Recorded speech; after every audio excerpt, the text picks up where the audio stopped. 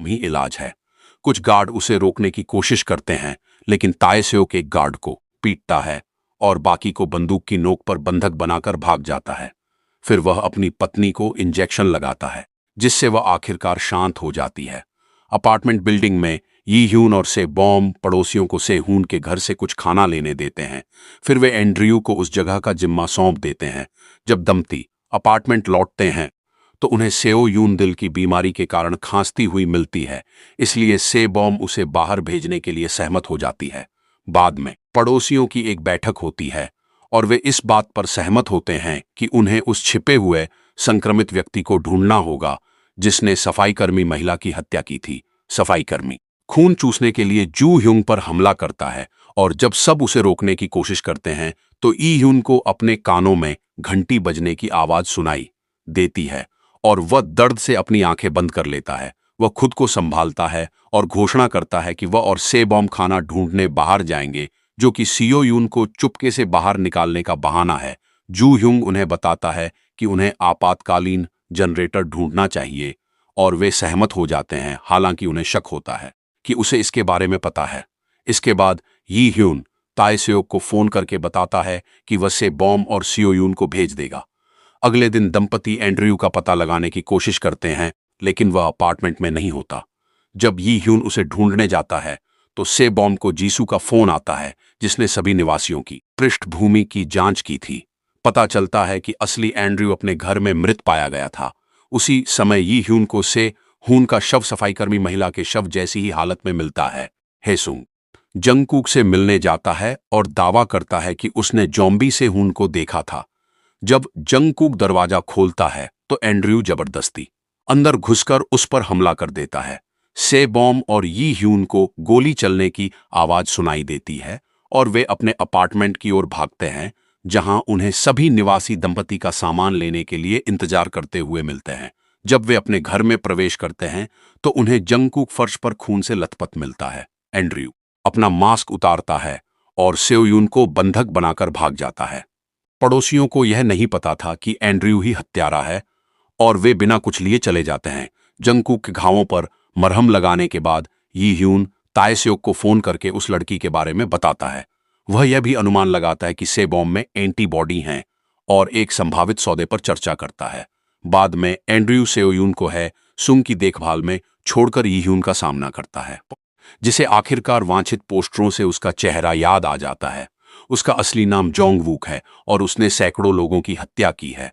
जोंगवूक अपने हत्याओं को कबूल करता है, लेकिन वह संक्रमित नहीं है। वह वही कहानी बताता है जो जू ह्यूंग दूसरे पड़ोसियों को बता रहा है। डॉक्टर ने उसे सफाईकर्मी महिला को मारते हुए देखा था और जोंगवूक ने इसके लिए उसे लगभग मार ही डाला था, लेकिन जू ह्यूंग ने उसे खाली अपार्टमेंट के बारे में बताया, उनकी गर्दन पर काटने के लिए कहा ताकि लगे कि किसी जॉम्बी ने ऐसा किया है। पाउडर का इस्तेमाल करने और नोट को नकली बनाने के लिए कहा। फिर जू ह्यूंग यंग ओक के पास गया और वे इस बात पर सहमत हो गए कि जोंगवूक जो चाहे कर सकता है, बशर्ते वह समस्या पैदा करने वाले निवासियों से निपटने में उनकी मदद करे। जोंगवूक बंदूक की नोक पर दंपति को जिम ले जाता है और रेडियो यंग ओक को दे देता है। फिर वह दंपति को जनरेटर के पास जाने के लिए मजबूर करता है, जैसा कि उन्होंने वादा किया था, और डोंग ह्यून उनके साथ जाने के लिए तैयार हो जाता है। जब वे गैरेज पहुंचते हैं तो डोंग ह्यून भागने की कोशिश में अपनी कार की ओर जाता है। दंपति को बिजली का कमरा मिल जाता है और वे जनरेटर चालू कर देते हैं, जिससे बिजली तो वापस आ जाती है, लेकिन बहुत शोर भी होता है।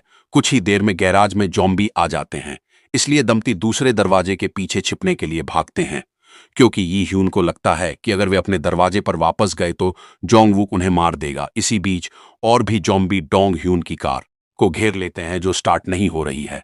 दंपति लिफ्ट लेते हैं और यी ह्यून से बॉम्ब को बताती है कि उसके पास एंटीबॉडी है। तायसेओक से बॉम्ब को बाहर निकालने के लिए सियो यून का बहाना बना रहा था। जब लिफ्ट रुकती है तो जॉम्बी अंदर आने की कोशिश करते हैं, इसलिए यी ह्यून दरवाजा रोक देती है। से बॉम्ब उसे शर्ट से पकड़कर अंदर खींचने की कोशिश करती है, लेकिन शर्ट फट जाती है और उसका जख्म दिख जाता है। फिर भी वह उसे अंदर खींच लेती है और दरवाजे बंद हो जाते हैं, जिससे लिफ्ट चलती रहती है जबकि वह उसे गले लगाए रहती है। आखिरकार वे छत पर पहुंच जाते हैं और बोराम उन्हें अंदर आने देती है। संग ही चुपके से जू ह्यूंग के पीछे आती है और उसे गोल्फ क्लब से मारती है। सो यून सियो यून की देखभाल कर रही है और हैसुंग के मदद न करने से तंग आ चुकी है। इसलिए जब वह अपार्टमेंट से निकलता है तो वो उसे बाहर लॉक कर देती है। उसी समय से बॉम्ब आती है और लड़की को बाहर ले जाती है। उसी समय यी ह्यून यंग ओक का सामना करता है, जो उस पर हमला करने की कोशिश करती है। वह आसानी से उसे रोक देता है और बाथरूम में बंद कर देता है। जंगकुक को बचाने के बाद वह से बॉम्ब से मिलता है, जो सोयून को उनके साथ आने के लिए कहती है। सोयून अपनी शादी की अंगूठी गिरा देती है और उनके साथ चल पड़ती है। जोंगवुक लिफ्ट को चलते हुए देखता है और सफाई कर्मचारी इस मौके का फायदा उठाकर उस पर हमला कर देते हैं।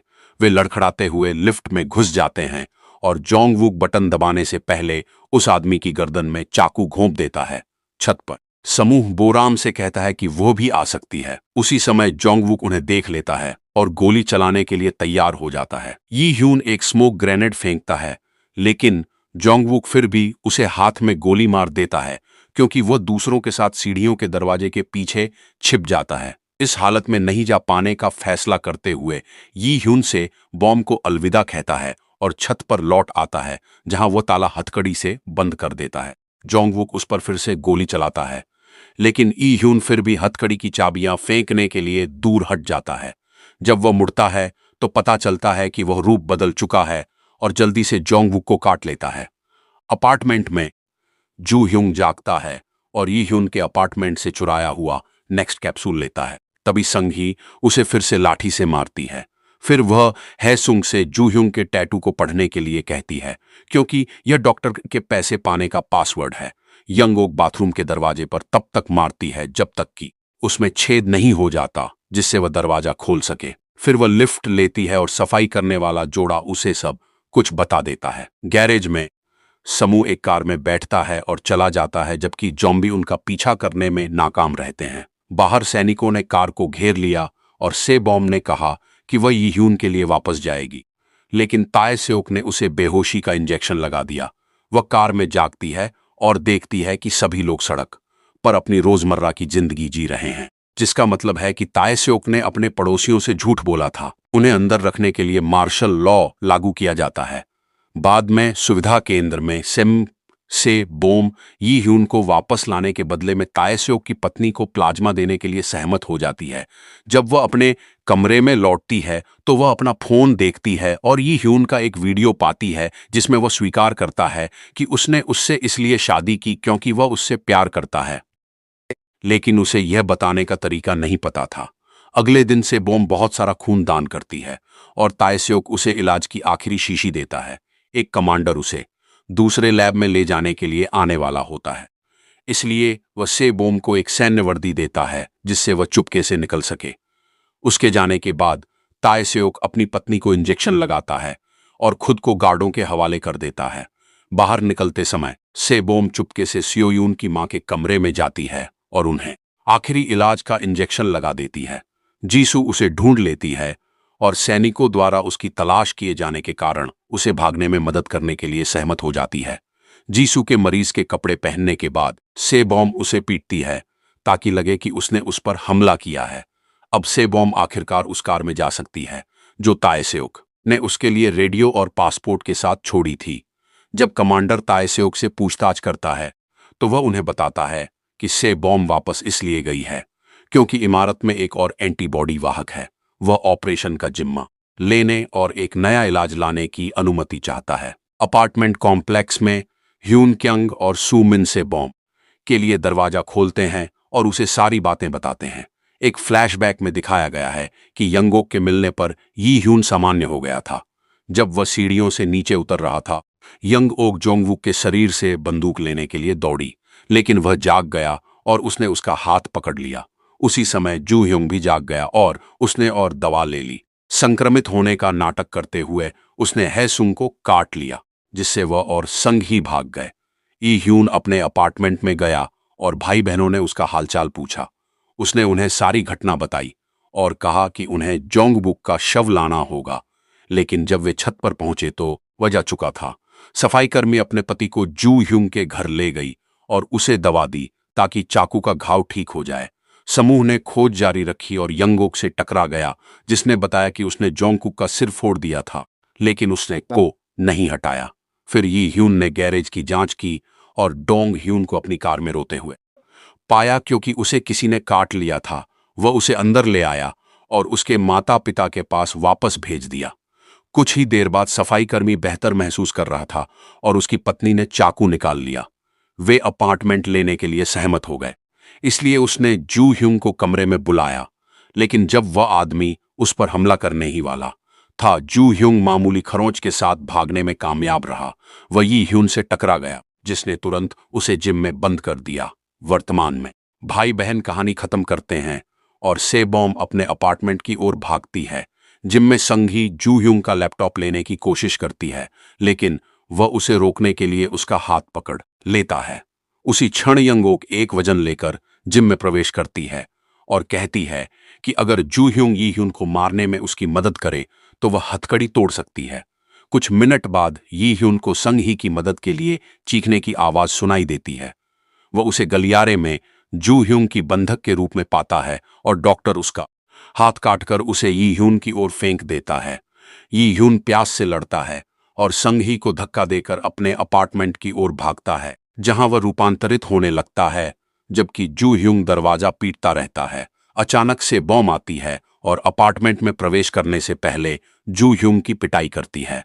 वह निडर होकर यी ह्यून के पास जाती है और कोमलता से उसे दिलासा देती है, जिससे उसे रूपांतरित होने से लड़ने में मदद मिलती है।